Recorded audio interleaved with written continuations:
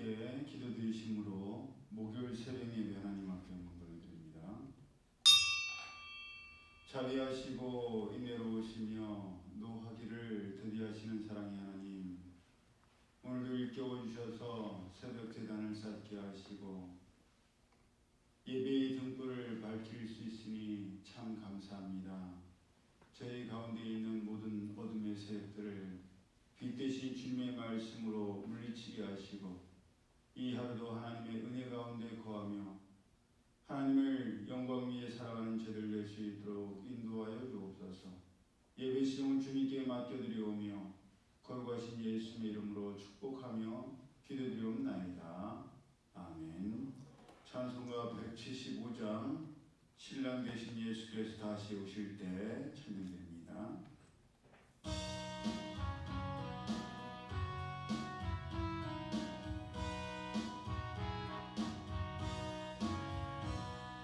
신랑 되신 예수께서 다시 오실 때 밝은 등불 들고 나갈 준비됐느냐. 그날 밤에 주님 맞을 등불이 준비됐느냐. 예비하라 우리 신랑 예수 오실 때 밝은 등불 손에 들고 기쁨으로 주를 맞겠네. 주를 나와 맞으라는 소리 들릴 때 기뻐하며 주를 맞이할 수 있느냐. 그날 밤에 주님 맞을 등불이 준비됐느냐. 예비하라 우리 신랑 예수 오실 때 밝은 등불 손에 들고 기쁨으로 주를 맞겠네. 성께 여기도 하며 거룩한 기름 준비하지 않고 주를 맞지 못하리. 그날 밤에 주님 맞을 등불이 준비됐느냐. 예비하라 우리 신랑 예수 오실 때 밝은 등불 손에 들고 기쁨으로 주를 맞겠네. 그날 밤에 영화로운 혼인잔치에 기뻐하며 할렐루야 찬송 부르리. 그날 밤에 주님 맞을 등불이 준비됐느냐. 예비하라 우리 신랑 예수 오실 때 밝은 등불 손에 들고 기쁨으로 주를 맞겠네. 하나님 말씀 구약 성경 민수기 5장 1절에서 4절까지의 말씀 우리 함께 합독합니다. 민수기 5장 1절에서 4절 시작. 여호와께서 모세에게 말씀하여 이르시되 이스라엘 자손에게 명령하여 모든 나병 환자와 유출증이 있는 자와 죽음으로 부정하게 된 자를 다 진영 밖으로 내보내되 남녀를 막론하고 다 진영 밖으로 내보내어 그들이 진영을 더럽히게 하지 말라. 내가 그 진영 가운데 거하느니라 하시매 이스라엘 자손이 그같이 행하여 그들을 진영 밖으로 내보냈으니 곧 여호와께서 모세에게 이르신 대로 이스라엘 자손이 행하였더라. 아멘. 본문을 보다 보면 의문이 들 수 있지요. 하나님께서 모든 나병 환자와 유출병, 즉 피가 비치거나 흐르는 사람들과 또 죽음으로 돌아가신 분들을 인해서 부정하게 된 자들을 다 진영 밖으로 내보내라고 하셨기 때문입니다. 하나님께서는 모든 부정한 자들을 다 진영 밖으로 내보내서 하나님께서 거하시는 진영을 더럽히지 말라고 하셨습니다. 그래서 모세는 하나님께서 이르신 대로 모든 부정한 자들을 다 진영 밖으로 내보냈습니다. 그렇다면 하나님께서는 이스라엘 진영 안에는 정한 자들, 부정하지 않은 자들만 거하게 하셨다는 말인데 이건 너무하지 않나? 라는 생각이 들 수 있지요? 아니, 사람이 어떻게 매일 완전할 수 있고 완벽할 수 있냐고. 실수할 수도 있는 거고 또 원치 않게 아플 수도 있지 않냐. 그런데 그런 사람들을 다 진영 밖으로 나가라고 하고 들어오지 못하게 하고 거주하지 못하게 한다는 것은 너무하지 않는가, 그런 생각이 들 수 있죠. 예를 들면 말이 좀 다를 수 있지만 노후된 차량들을 운행하지 못하게 하고 서울에는 들어오지 못하게 하지 않습니까? 그러면 형편이 안 돼서 오래된 차를 운행하는 건데 가난한 사람들은 서울에 살지 말라는 얘기인가? 그렇게 받아들일 수도 있지 않습니까? 그러나 하나님께서는 분명히 사복음서 곳곳에서 내쫓으라는 말씀, 또 내쫓는다는 말씀, 내쫓길 것이라는 말씀을 자주 하셨습니다. 마태복음 21장 12절에서 성전 안에서 돈을 바꾸고 비둘기 파는 자들의 의자와 상을 둘러 엎으시면서 그들을 어떻게 하셨어요? 내쫓으셨습니다. 기록된 바 내 집은 기도하는 집이라 일컬음을 받으리라 했거늘 너희는 강도의 소굴을 만드는도다 라고 말씀하시면서 그들을 성전에서 다 내쫓으셨습니다. 또한 마태복음 25장 30절을 통해서 한 달란트를 받았지만 그 달란트를 땅에 감추어 두고 주인이 오셨을 때 악한 대답을 한 종을 향해서 이 무익한 종을 바깥 어두운 데로 내쫓으라. 거기서 슬피 울며 이를 갈리라 라고 말씀하셨습니다. 마태복음 22장 13절에서도 예복을 입지 않고 혼인잔치에 온 자에 대해서 그 손발을 묶어 바깥 어두운 데 내던지라고, 그래서 거기서 슬피 울며 이를 갈게 될 것이라고 말씀하셨습니다. 또한 주인이 더디올 줄 알고 동료들을 때리며 술 친구들과 더불어 먹고 마시던 종도 생각하지 않은 날 알지 못하는 시각에 주인이 이르러 엄히 때리고 외식하는 자가 받는 벌에 처할 것이니 거기서 슬피 울며 이를 갈 것이라고 말씀하셨습니다. 누가복음 13장 24절을 통해서는 좁은 문으로 들어가기를 힘쓰라고 하시면서 좁은 문으로 들어가지 아니하면 주인이 문을 닫은 뒤에는 아무리 두드려도 들어가지 못할 것이요 밖에서 슬피 울며 이를 갈 것이라고 하시면서 나중된 자로서 먼저 될 자도 있고 먼저 된 자로서 나중될 자가 있다라고 말씀하셨습니다. 이처럼 하나님의 나라는 아무나 막 들어가고 아무나 막 거하고 아무에게나 막 허락된 그런 만만한 나라가 아닙니다.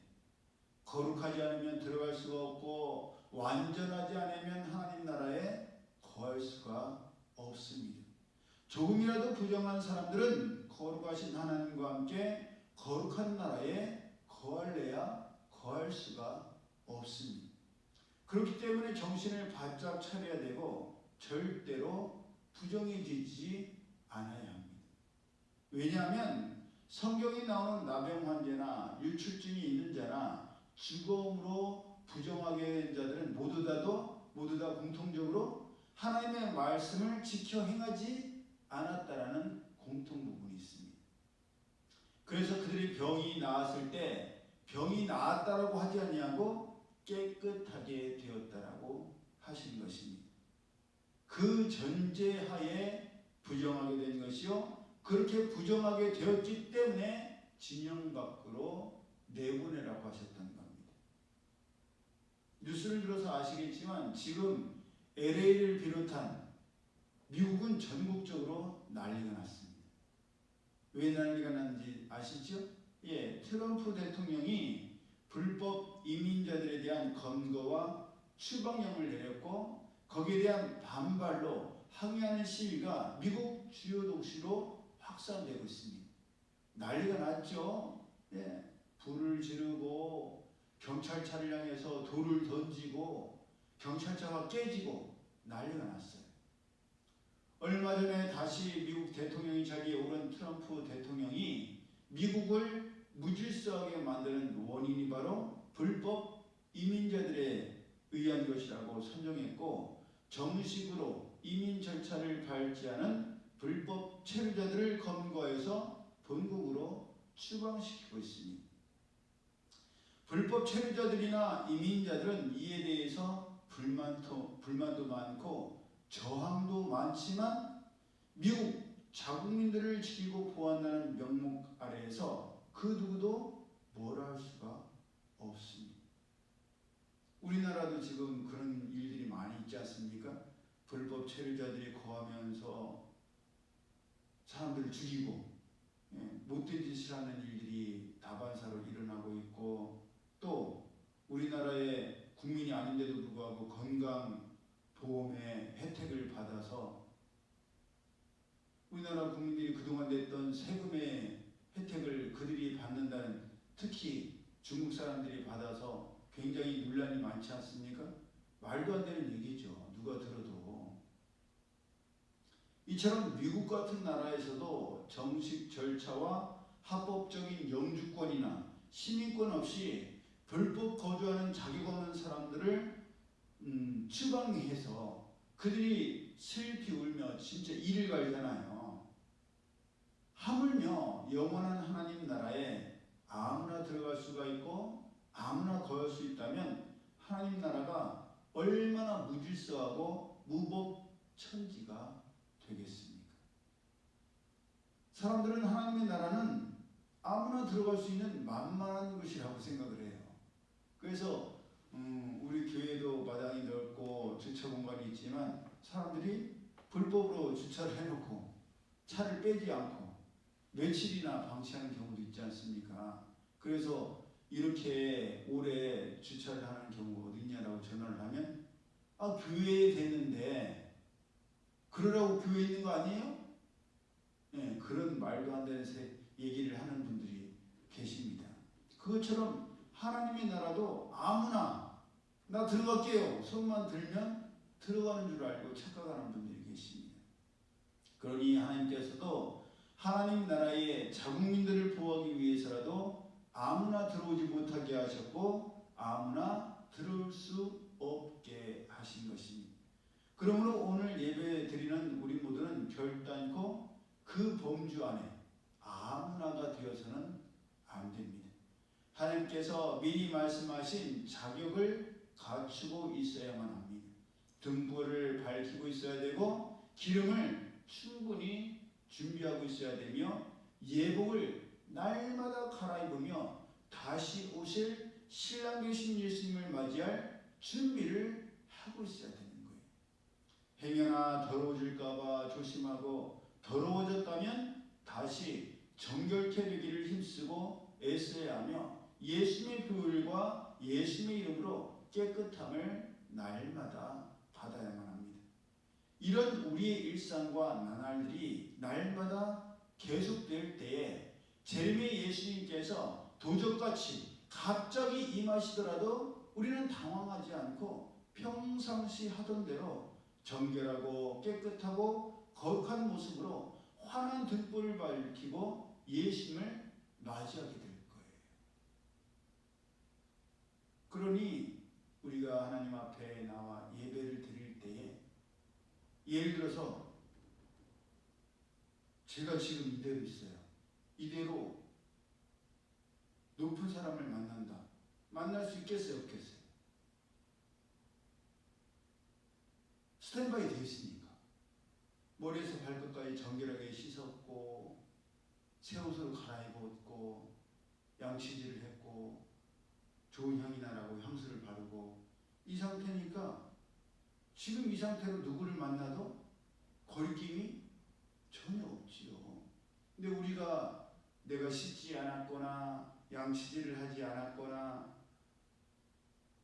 경우에 합당한 옷을 입지 않았거나 그랬을 때 누가 뭐라고 하지 않아도 내 스스로가 나서기가 부끄럽고 준비하지 않은 그런 불안한 마음이 있지 않습니까? 그러니 우리는 하루를 시작할 때 주님 앞에 나올 때도 항상 언제 누구를 만나도 부끄럽지 않도록 그런 스탠바이가 되어 있어야 되고 그것처럼 언제 다시 주님이 오시더라도 예수님 잠깐만요. 제가 예수님 맞을 준비를 아직 못했어요. 머리를 못 감았어요. 양치질을 안 했어요. 옷을 어제 입던 거 지난주에 입던 거 계속 입고 있어요. 그래도 새 옷을 갈아입고 들어가야 되죠. 그런 뒤늦게 준비되지 못한 모습으로 주님을 맞이해서는 안 된다는 것을 우리는 명심해야 됩니다.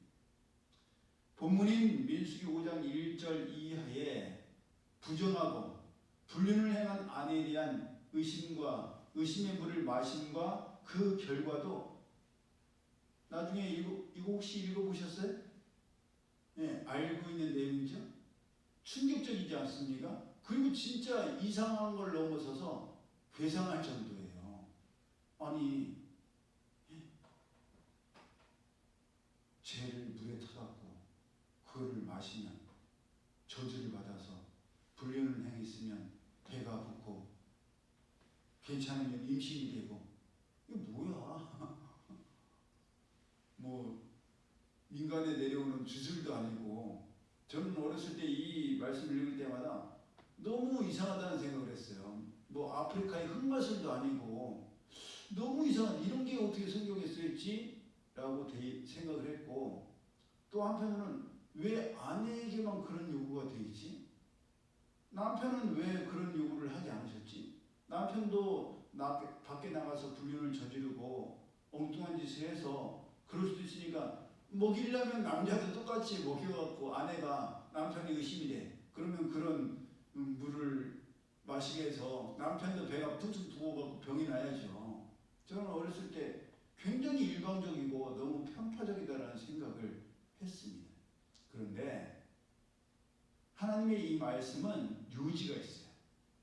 여자든 남자든 여자가 중요하다 남자가 중요하다 그게 아니라 불륜을 행하거나 신뢰를 무너뜨리는 행동은 해서는 안 된다는 것을 말씀하신 것이며 날마다 부정함을 멀리하며 정결하고 깨끗하며 거룩한 삶을 살아서 진영 밖으로 쫓겨나는 일이 없어야 된다는 거예요.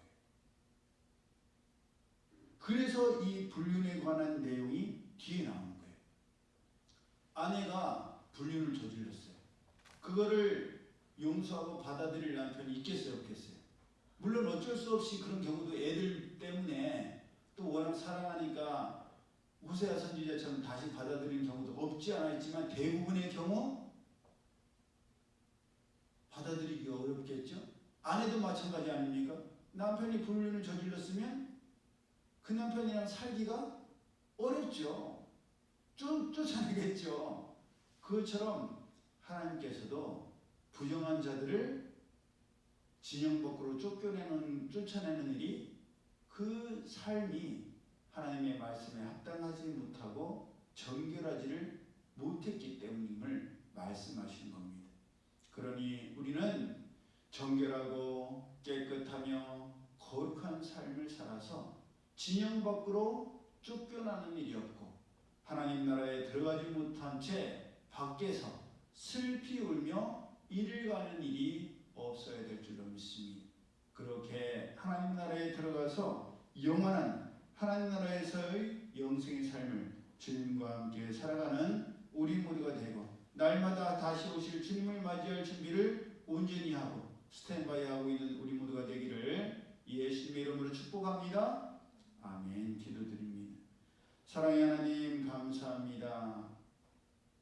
주님께서 재림의 주님으로 언제 오실지는 예수님 본인도 모르시고 오직 하나님 아버지만 아신다고 말씀하여 주셨사오니 저희들이 어떻게 알겠습니까? 알지 못하기에 날마다의 삶이 다시 오실 주님을 맞이할 준비를 하게 하여 주옵소서. 그래서 저희들이 힘듭니다. 세상 사람들은 이 세상에서 어떻게 먹고 살까 그것만 하기 생각하고 그것만을 위해서 살기도 분주하고 힘든데 저희들이 이 땅에서도 살아가야 되고 또 다시 오실 주님을 맞이할 준비도 하고 있어야 하기 때문입니다. 그러나 정말 중요한 것, 정말 우선순위가 되어야 될 것은 이 땅에서 무엇을 먹고 살 것인가가 아니라 다시 오실 주님을 맞이할 준비를 하고 있는 것이요 그 영원한 하나님 나라에서 영생의 삶을 살아가는 것이 이 땅에서의 7, 80, 강건해도 7, 80이요 100세를 넘어도 의미가 없음을 저들이 깨닫고 영원한 영생의 삶을 준비할 수 있는 정결하고 거룩하고 깨끗한 저들 될 수 있도록 인도하여 주옵소서.